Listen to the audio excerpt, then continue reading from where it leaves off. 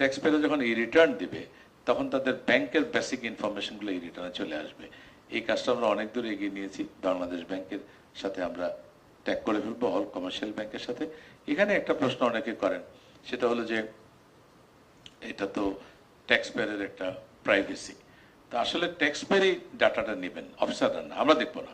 উনি যখন return submit করতে যাবেন, রেজিস্ট্রেশন করতে যাবেন, তখনই এটা ওনার ট্যাক্স রিটার্নে আসবে। এটা কিন্তু আমার ট্যাক্স অফিসার দেখবে না, আইদার ট্যাক্স পেয়ার নিজে দেখবে অথবা তার লয়ার দেবে। তার সুবিধাটা হলো তার ব্যাংকে আর যাওয়া লাগবে না, আমাকে সার্টিফিকেট দেন কত টাকা জমা আছে, কত টাকা মুনাফা দিয়েছেন, কত টাকা ট্যাক্স কাটছেন, কত টাকা চার্জ হয়েছে, সেটা দেওয়া জমা।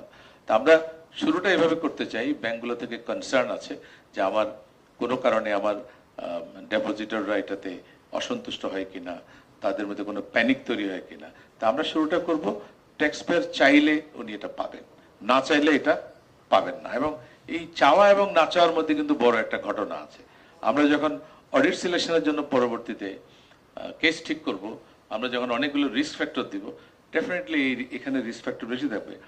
যারা অটোমেটেড পদ্ধতিতে তার তথ্যগুলো আনেন নাই, তারা মোর রিস্কি, তার মানে তাদের মধ্যে ঝামেলা আছে, তাদের সেই বুকে সাহস নাই যে আমার তথ্যটা আমার রিটার্নে অটোমেটিক চলে আসুক, তাহলে ওগুলো অডিটে বেশি পড়বে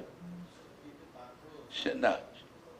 সেটাই তো, এই আমরা শুরুটা এইভাবে করি, মানে আমাদের তো যে কোনো জিনিস আমরা যখন শুরু করব একটু পজিটিভলি শুরু করতে হবে, পরবর্তীতে এগুলো অন্যদিকে চলে যাবে। যখন আমরা দেখবো যে না কতজন এই অপশনে অটোমেটিক্যালি আনছে আর কতজন আনছে না, তখন তো আমরা বুঝে যাব বিষয়টা।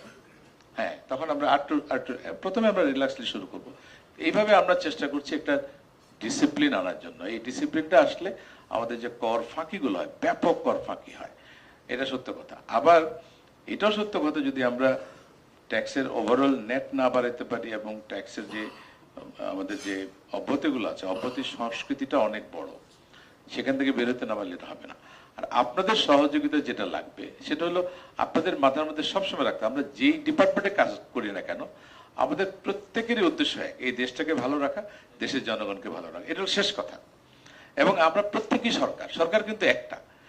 আমরা যদি মনে করি যে কম্পার্টমেন্টাল ওয়েতে চিন্তা করি যে আমি আমার অফিস, আমার ডেস্ক, আমার কি বলে ডিপার্টমেন্ট, এই চিন্তা করলে হবে না।